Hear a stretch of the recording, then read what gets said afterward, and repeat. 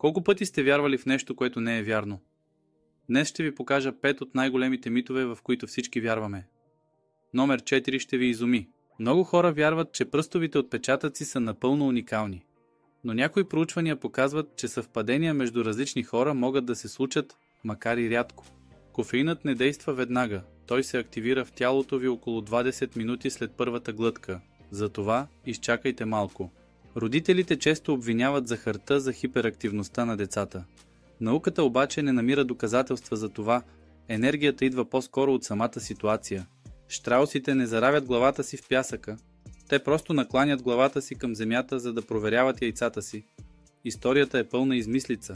Молнията често удря едно и също място, особено високи обекти. Empire State Building понася около 25 удара годишно. Кой от тези митове ви изненада най-много? Напишете в коментарите и ме последвайте за още любопитни факти.